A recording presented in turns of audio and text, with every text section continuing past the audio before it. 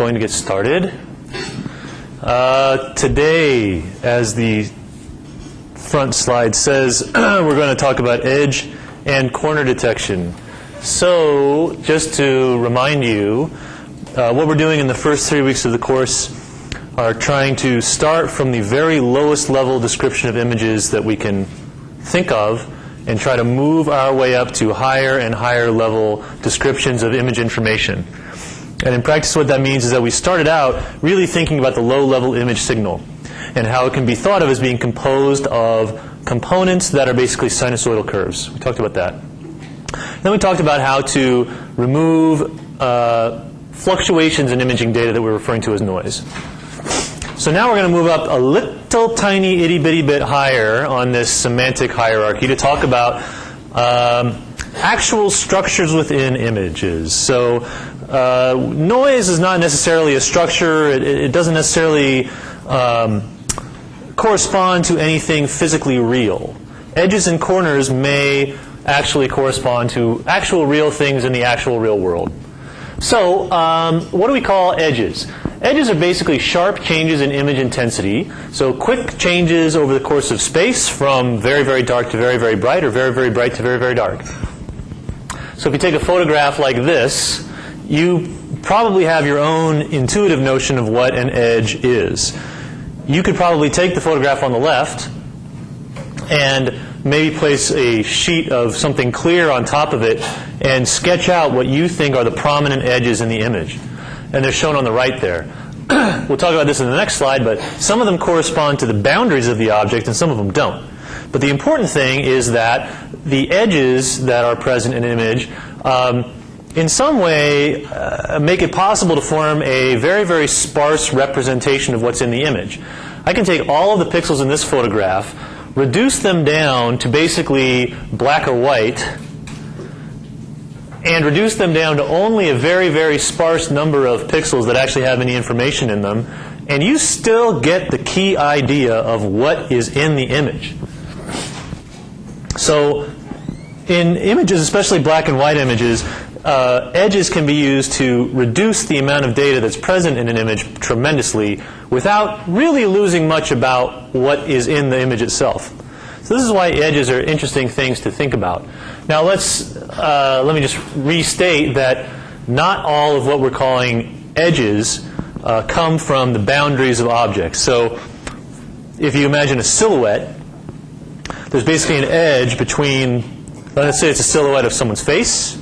There's basically an edge between what's inside the face and what's outside the face. And that's what all the edges are. Well, it turns out that edges can arise from all sorts of different things. So one of them is called a depth discontinuity, which is another way of saying that where an object stops and the background starts, you're going to get an edge. There's also this thing called surface normal discontinuity, which technically is not the boundary between where the object stops, but where it starts to point in the other direction, away from the camera. So it's a surface normal discontinuity. There's also changes in color that can lead to edges. So if you have black print on a white background, there will be an edge between the letter and the background, even though it's not a physically separate background. They're all part of the same object.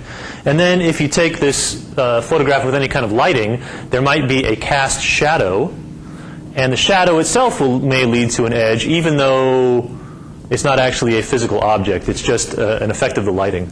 So edges can be caused by all sorts of different things, but they can be used as, again, a kind of a sparse, very concise descriptor of what's in an image.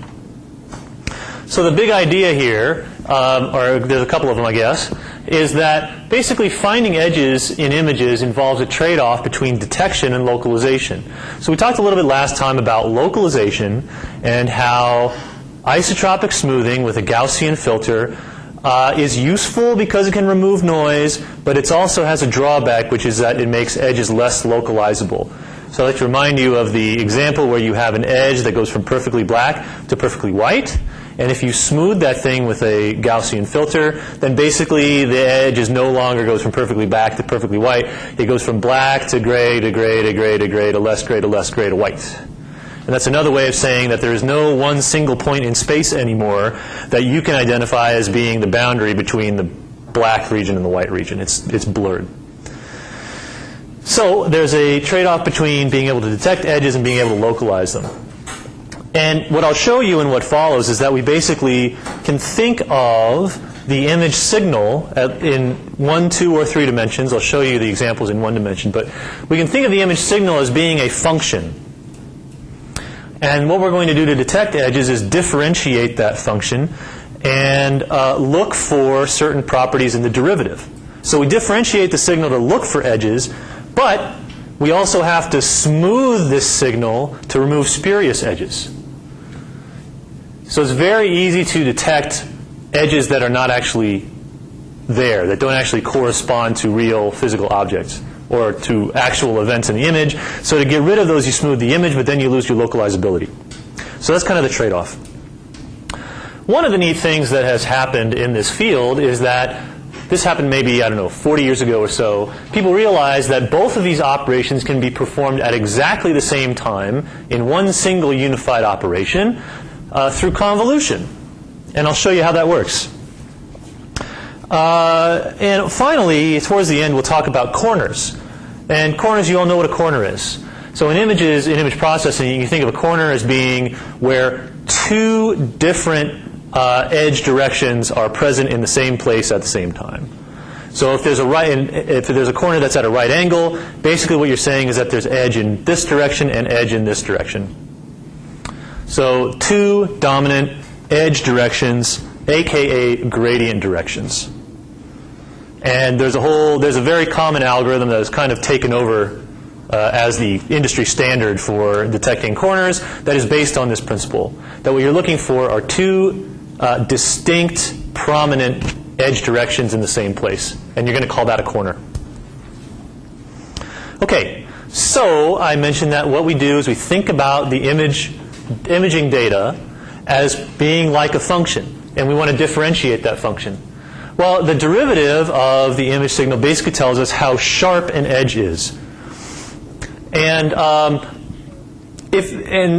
one of the things we've been talking about already is that it's a useful thing to mathematically think about imaging data as being continuous functions, but in real life, everything is actually discrete. You don't have a continuous function that comes off of your camera that tells you what the brightness of the pixels are. You actually get a discrete set of pixel intensities at discrete locations. So when we apply differentiation in the discrete domain like this, it can be approximated by finite differences, which can be implemented as convolution. And in what follows, we'll talk about how that works. Okay, so hopefully you have all taken at least a quarter of calculus, and probably one of the key things that happened in one of those courses was that you talked about taking the derivative of a function. So if you have a function f, and you take the derivative of it, it's defined as this thing, basically how much the function changes over a particular change in the domain, and what the limit of that is as the change in the domain goes towards 0. So it's the limit of infinitesimal change in a function over an infinitesimal change in a domain. Now, let's say that we are in the discrete domain instead. So we want to approximate taking the derivative over a discrete domain. And in particular, let's say we do the very simple thing of simply setting delta x to 1.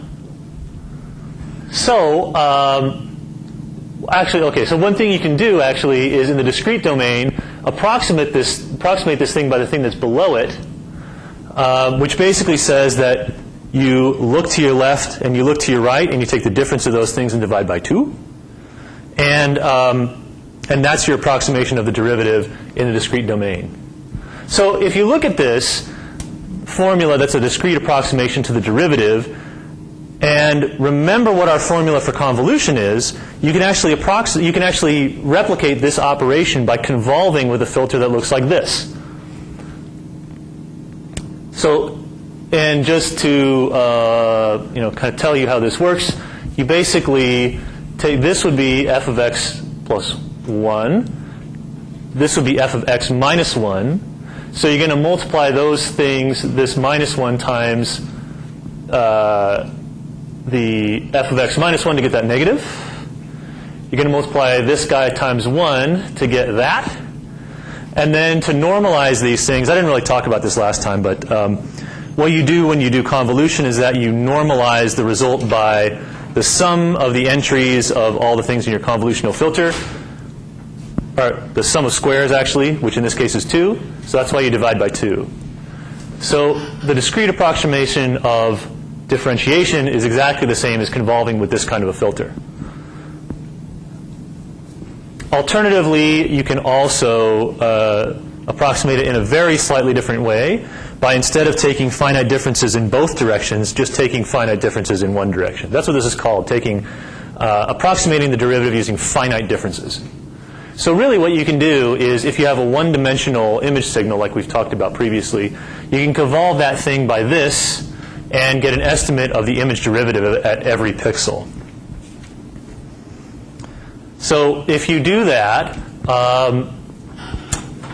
then what you can very quickly verify on your own, if you choose to do so, is that this operation is quite susceptible to noise. So in particular, imagine that your f looks like this. There's a big pronounced edge there, but surrounding it is more or less constant image intensities, but they have some noise in them. So they have some fluctuations, and if you recall what we've been talking about thus far is that there's basically contents of imaging data that we're interested in or that are prominent, and there are other aspects of imaging data that we're not so interested in, that are not so prominent. So the little fluctuations between the pixels here, not so prominent, we're not interested in it. This big feature of it we're interested in. And yet, if you take the derivative of that using that finite difference formula, you'll get the result below, where every location plots the derivative of the corresponding location on the top. And what you should be able to see is that if you were trying to use the thing at the bottom to detect where that big edge is on the top, it's going to be hard. Because basically all of the little fluctuations on the pixel values give you a big whopping derivative, and so does the big one. So just using the thing at the bottom makes it very, very difficult to actually be able to tell where that edge is in the top. And that's the name of the game, is to start with imaging data and detect where the edges are in it. That's what we're trying to do right now. So just as a reminder to review what we talked about a little bit last time, smoothing makes edge localization more difficult. And again, it's because if you think of that idealized case, it's that it takes step edges from perfectly black to perfectly white, and it smudges them. Here's another example of that, where we basically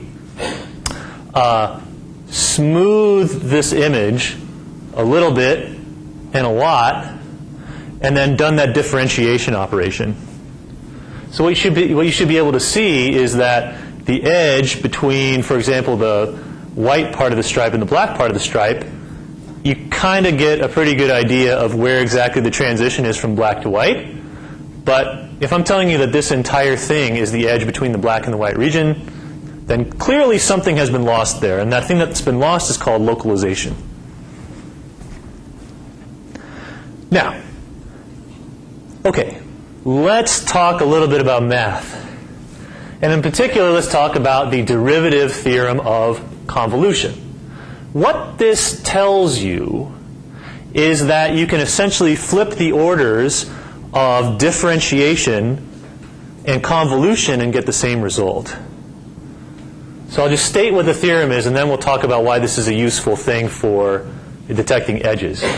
Basically what it tells you is that if you have a function f, such as we have, this would be our imaging data, and we convolve it with some kind of a filter, such as a Gaussian filter, like we talked about last time, and then you take the derivative of that thing, that gives you the same result as taking the derivative of the convolutional filter, for example, the derivative of your Gaussian filter, and convolving the image with that. So one thing you might be wondering at this point is that, while this sounds like an interesting mathematical oddity, why would you care one way or the other? And I'll tell you why. It's because it makes your operation of detecting edges more efficient. This just kind of gives an example of that point where, again, at the top we have our function f, which is that noisy thing with the big edge in it. We convolve that with a Gaussian filter h, that's h dot f, or h star f. And we get the usual thing that I keep repeating, which is that basically the little fluctuations in the imaging data go away, which is very nice. But now instead of having a sharp step between dark and light, we have this kind of gray zone. So then, if you take the derivative of that thing, then you lose the problem that you had previously, that every single pixel looks like it has a big edge in it. And instead, you have this location where the derivative is at a peak.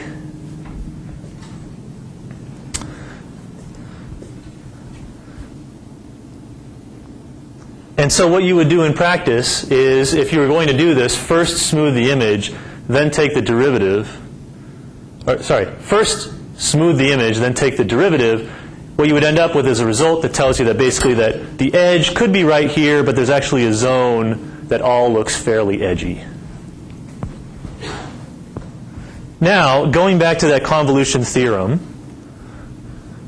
instead, what I can do is start with my original image and then convolve with the derivative of the Gaussian filter. So, in case you didn't know what it looks like, this is what happens when you take one of those bell curves and take the derivative of it. It looks like so. It's got a high part and a low part. And it almost looks like one cycle of a sine curve, although it's not exactly what that is. And it turns out that if you convolve the image with just this guy, you get the same exact result as if you had smoothed and then differentiated. So this is why the convolution theorem, the derivative theorem of convolution, I should say, is a useful thing, because what I did here was I had to scan the image with one filter, my smoothing filter, and do convolution, a bunch of multiplies across the whole image. Then gone through with a second filter, which was my derivative filter, and do derivative everywhere and get my result. Here, I've knocked down the number of operations from 2 to 1. So now I only have to convolve the image with one filter, which is my derivative of Gaussian filter. So that's why the convolution theorem is, or the derivative theorem of convolution is a useful thing in practice. Any questions about this? Okay. Now, let us take a step, as we have done in, at least in the one previous lecture, from one-dimensional images, which are basically like strips of images, like we talked about, to 2 dimensions. So what happens when you go from 1 dimension to 2 dimensions is that there is an additional aspect of edge information that is useful to know. Not only do you have transitions between dark zones and bright zones, but also those transitions have an orientation to them.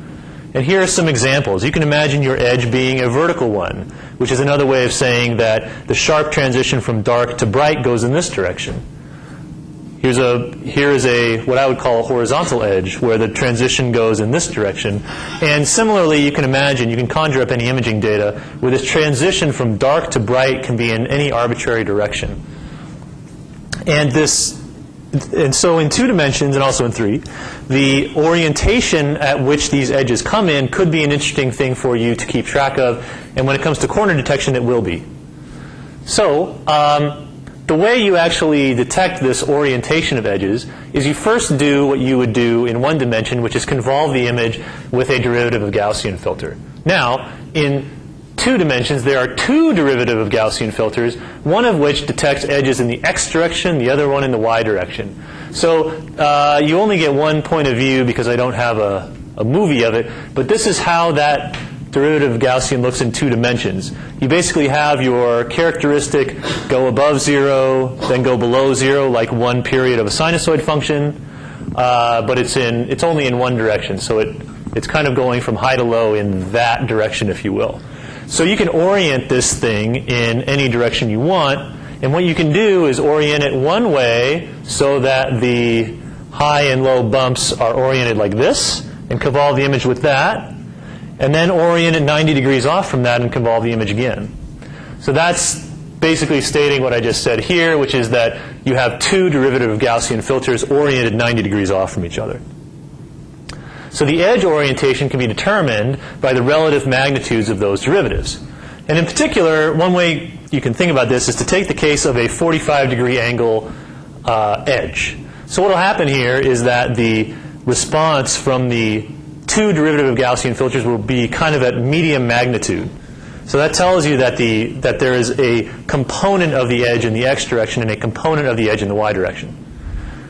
Meanwhile, the x version of the filter will be the only one to respond to this kind of edge, which you see here, and the y version of the filter is the only one that will respond to this kind of edge, which you see there. So this is just another way of saying that it's not just the magnitude or the degree to which a pixel looks edgy that is important, but also the orientation of the edges, which is not that hard to calculate. Okay, so here is another trick that we can do to detect edges that are in any old orientation using one operation.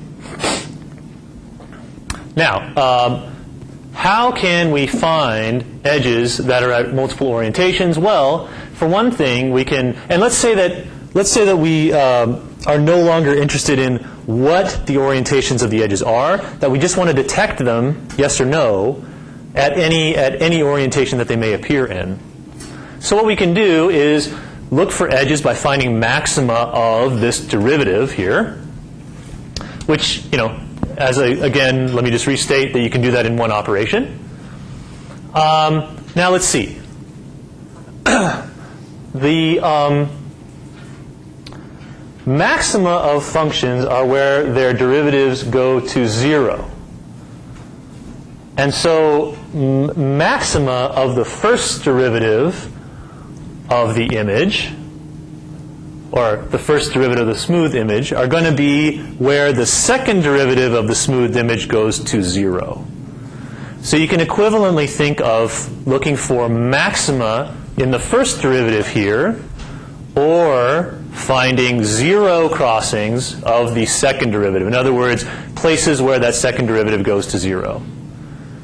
It's exactly the same operation to look for maxima of the first derivative and 0 crossings of the second derivative.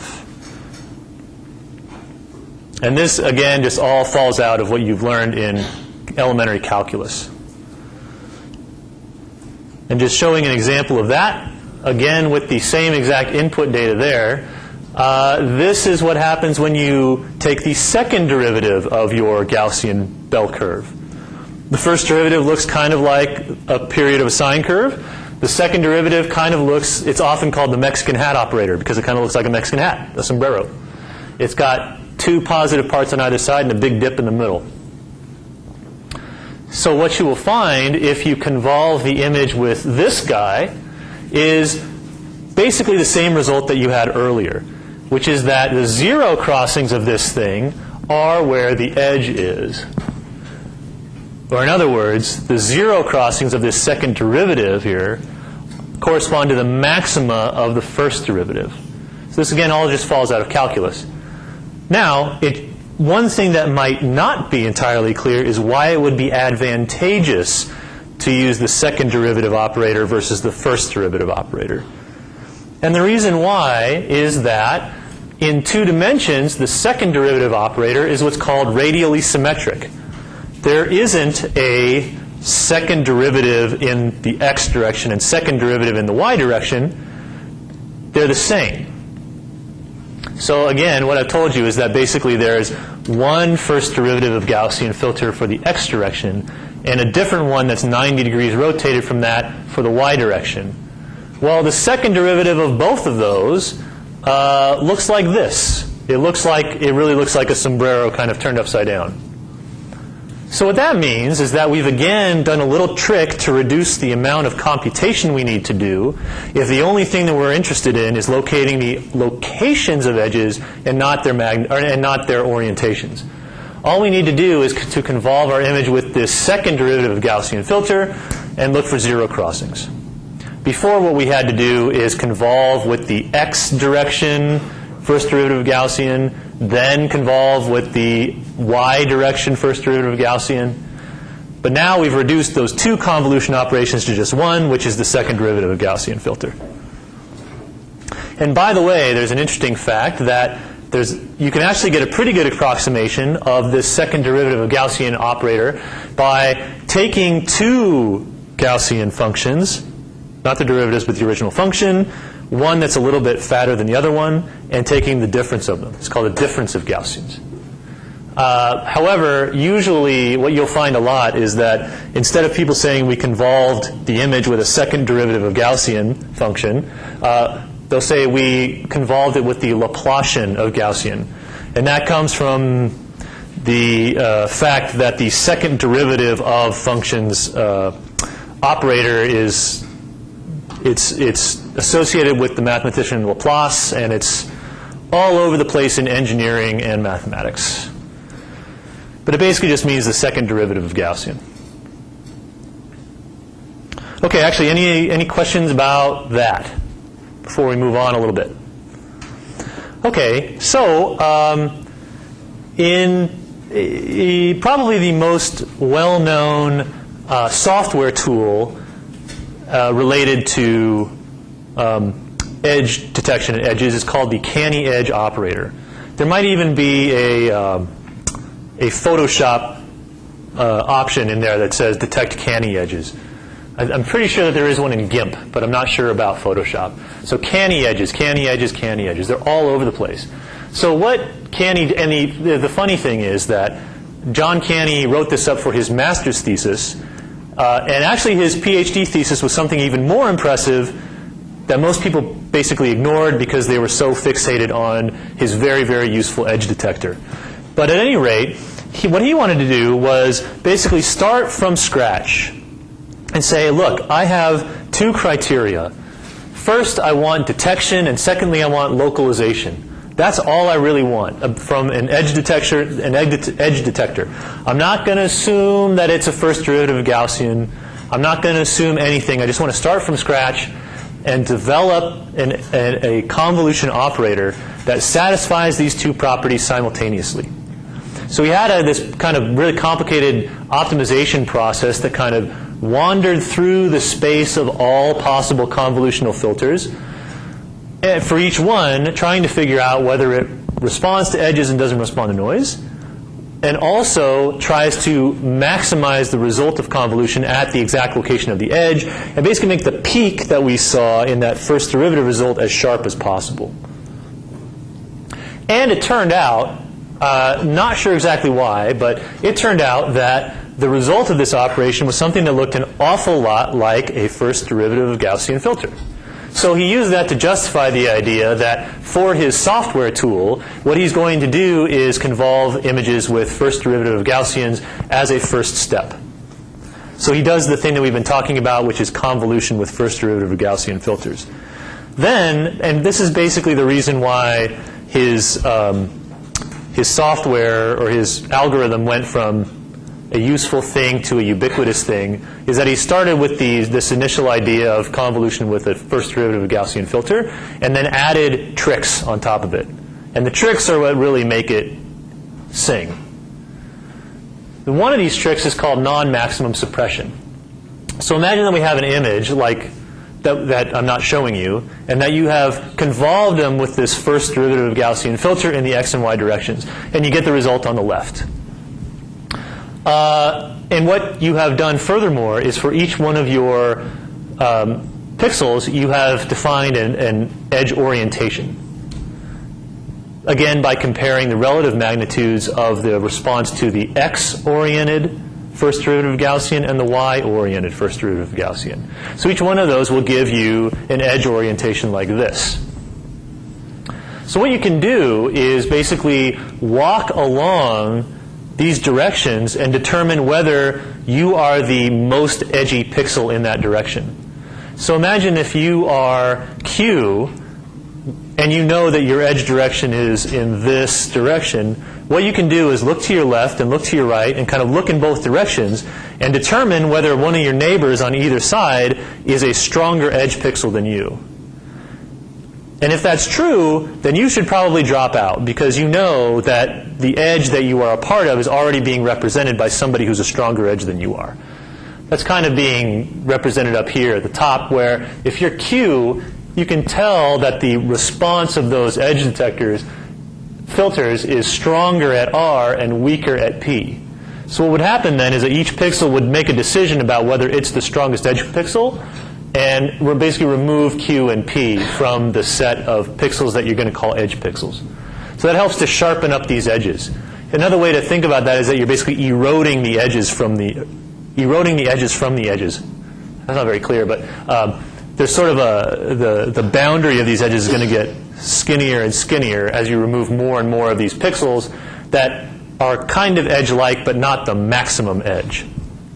Non-maximum suppression. Also, it's just known more simply as thinning. Another trick is called hysteresis, which sounds complicated, but it's not. So what you do for hysteresis is you consider not thinking about each one of your edge pixels as being an isolated entity unto itself, but you think of them as being part of an extended contour of edge pixels. And this, it should be obvious why you do this. I mean, it tends to be the case that objects that you take photographs of are physically contiguous things. You're unlikely to find a boundary between an object and the background at one pixel and not at its adjacent pixels. So you tend not to take pictures of just very small bits of snow, I suppose. So what you start doing is you start to trace out edges where the edge magnitude or the gradient magnitude is very, very high, like this. And so you decide these are edge pixels, these are edge pixels, these are edge pixels. But then where the gradient magnitude goes low, you might be tempted to say, all right, well, that's where the edge stops. But then if you keep following, you find out, hey, wait a minute, there's actually stronger edge over here. So in that case, if this gap between this very strong edge region and this very strong edge region is small, then you basically fill in between. And you assume that the reason why the edge magnitude kind of dropped there was for some other reason not having to do with the fact that there's no actual boundary there.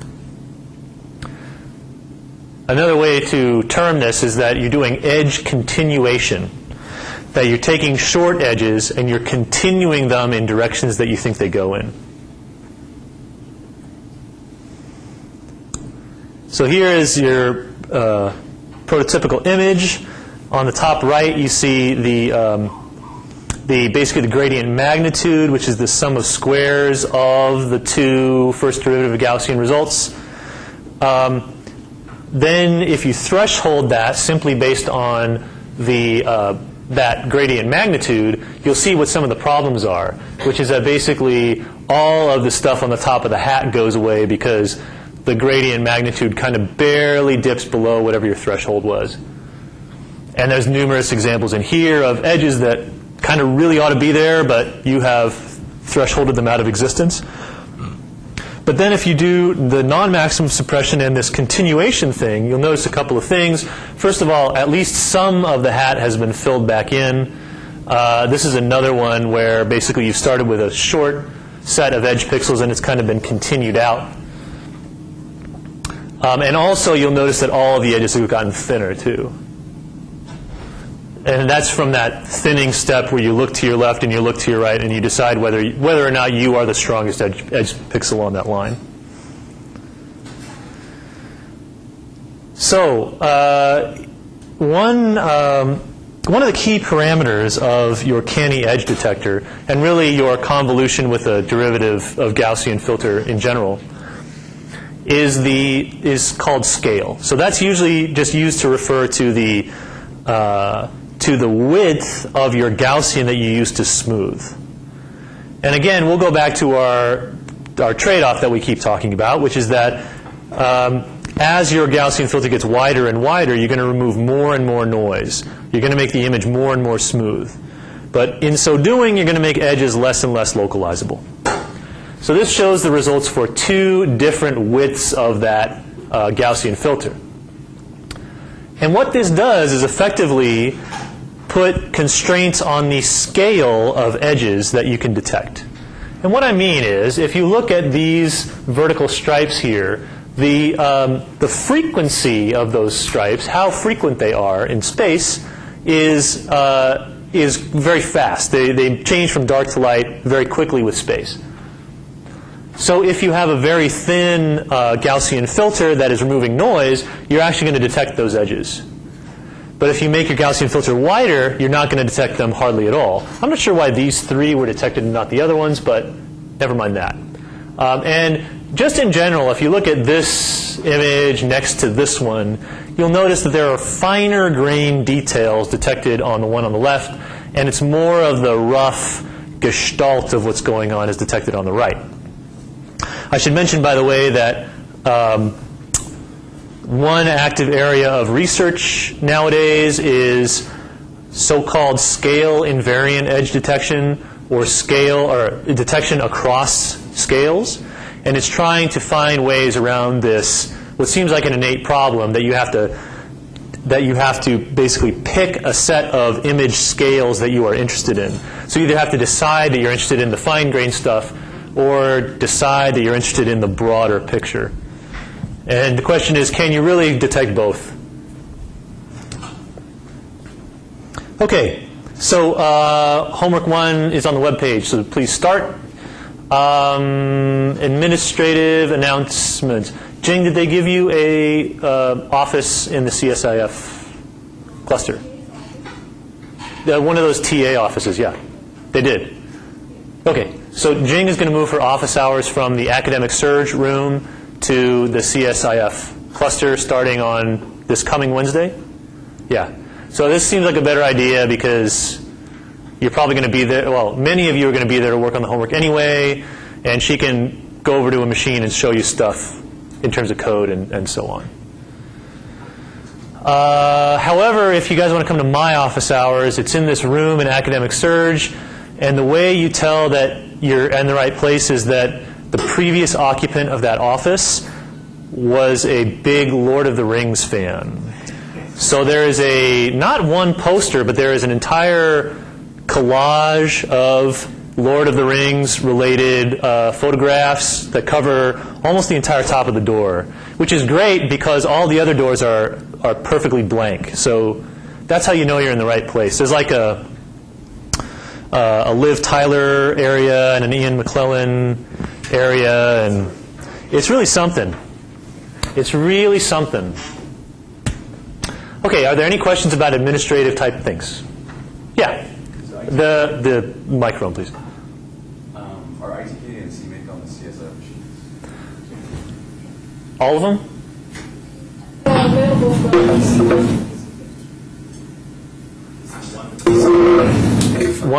PC 1.5 or 5.0? Yeah, right. But PC 5.0? Yeah. Okay. So I'll just say that into the mic. The ITK, VTK, and CMake are available on all CSIF machines from PC 1 to PC 50 for you to use. Did you find out about quotas? Okay. So when I taught this course 3 years ago, there was a problem that that the first homework assignment itself does not take up very much disk space, but it generates such a large amount of disk space that you overflow your quota really quickly. So we will keep investigating that, and if it turns out that you still have too small of a quota, I'm assuming that they keep making the quota bigger and bigger. But if not, we're thinking about it. So hopefully this won't cause a problem for you early starters. Okay, so let's talk for the last part of the course on corner detection. So what I said in the beginning in the big idea slide is that we can conceptualize corners in an image as being places in the image where two different strong edge directions are represented. And what I'm going to do is talk about one particular algorithm for detecting corners that's based on this principle and has more or less swamped all other corner detectors. And so this problem is kind of thought of as solved by the Harris corner detector. So here is the idea. Let's consider 3 different regions from this photograph. And in particular, what we're going to do is calculate the first derivative of the image with those first derivative Gaussian filters that are oriented in the x and y direction. And furthermore, what we're going to do is this additional thing of plotting the response to the x-oriented first derivative of Gaussian filter. We're going to plot that on the x-axis versus the response to the y version of the filter on the y-axis. So if you decide to do this thing, what is the result? Well, on this completely flat portion of the image, the answer is very, very easy because there's no edge there. There are no variations in the image intensity. It's perfectly flat. The responses to both filters are effectively 0. So you get a bunch of points. And again, what you're going to do is plot 1 point for the responses of those 2 filters for every point inside this window. That's shown here. So what do we have here instead? Well, we basically have one dominant edge direction that goes like this. And so what I've told you already is that when you have a 45-degree angle curve, or 45-degree angle edge, you will find that it has a high response to both the x version of the filter and the y version of the filter. So ideally, if this were a perfect black edge with a perfect white background, what you would find is just a clump of responses right here, where both filters respond a lot, very, very strongly. But it's not perfect. It's a real photograph. So in fact, there are some pixels in here that have kind of a medium response to it. And in fact, there's some pixels over here that are probably not going to respond very much at all. And in fact, the pixels over here are not going to respond very much at all either. So in fact, what you're going to get is this kind of line of pixels of responses that go from high responses to both filters to kind of fizzling off to 0. But the point really is that you should be able to look at this plot and be able to tell that there is one dominant edge direction, which is along this 45-degree angle here.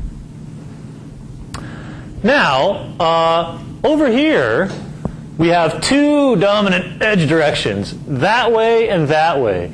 And you should see what's coming. You're basically going to get 2 dominant directions in your plot of the x response and the y response. One of them is oriented along one of the edges, and the other one is oriented along the other one of the edges.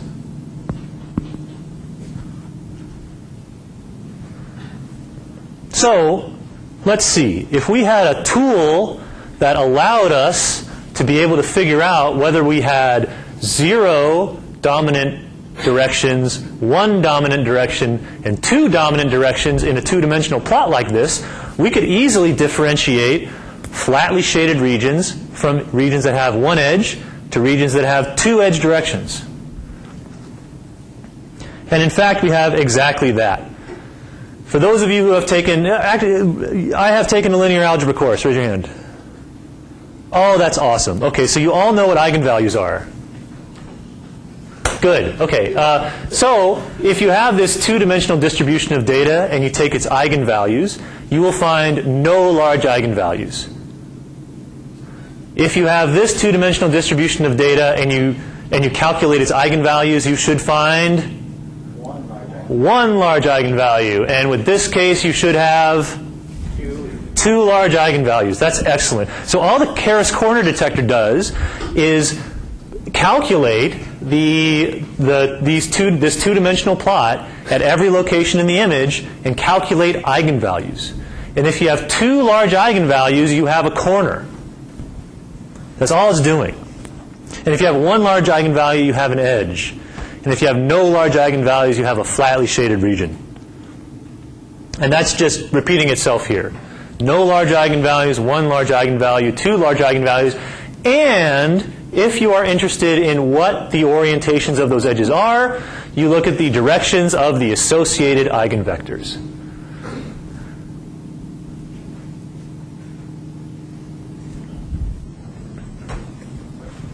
Yeah?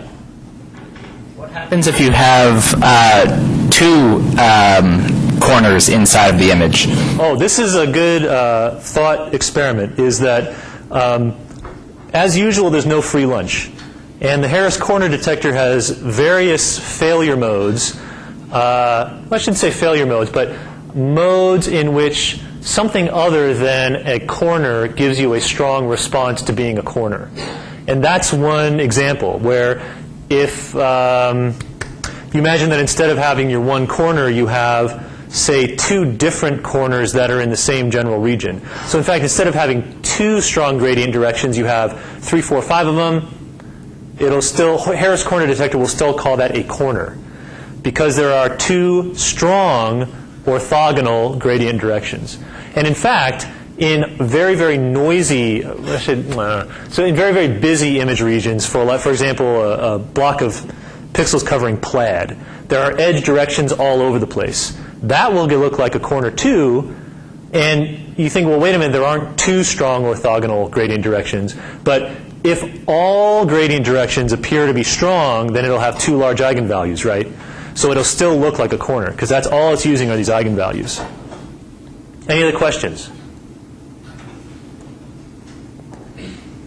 So yeah, and what we have just talked about is this third bullet, which is, well, okay, are there other situations when we can have two large eigenvalues, but the thing that we took a photograph of doesn't look like a corner? And the answer is yes. Yeah? So really, saying there is some kind of corner in this region, right? So in order to localize it even more and more, you have to calculate the Harris detector for smaller and smaller regions? Right. So in the previous example where you have two, let's say you have two different corners like this that are near each other, then if you calculate the Harris corner detector over the whole region, it'll look like a corner, but you won't be able to tell that there's just one corner or not. And you have to make the thing smaller and smaller in order to actually have it focus on one corner or the other. And in fact, in the same way that we talked about the scale of edges and the scale of your Canny edge operator picking up different levels of detail in an image, same thing is true of corners. That you can apply this thing over large windows and small windows, and with very wide first derivative Gaussian filters and very narrow ones, and get different corners at different levels of detail. The Harris corner detector is very useful in practice. So what we're looking at here are two photographs of the same object in two different orientations. And one thing you might be interested in doing is finding correspondences between these two photographs and then triangulating based on where the cameras were to get the actual three-dimensional shape of that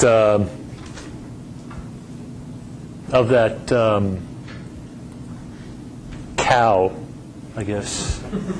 I was going to say giraffe, but then the spots threw me off. So here is what happens when you apply the Harris corner detector to both of those.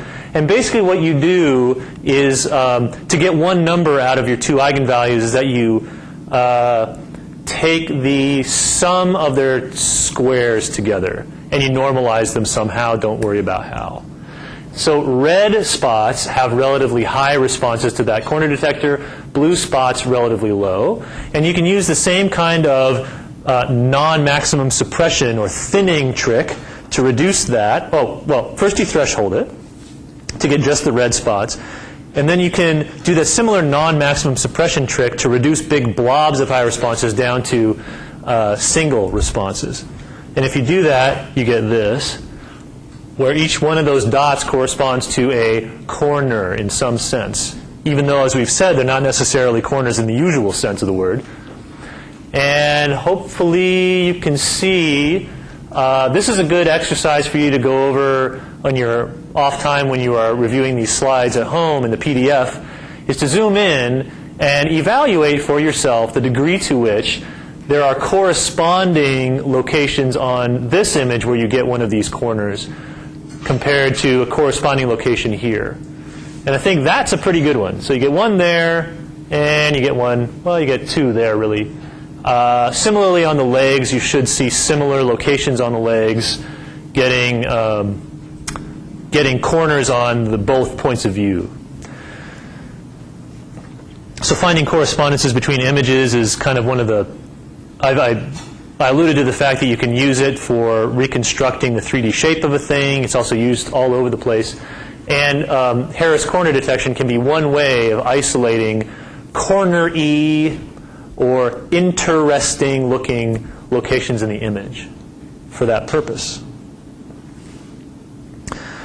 Okay, so linking them up in the contours. So you can go even further than that hysteresis idea to actually extend contours based on your preconceived idea of how straight they are and how far they should go. That's called contour linking, but we're not really going to get into it.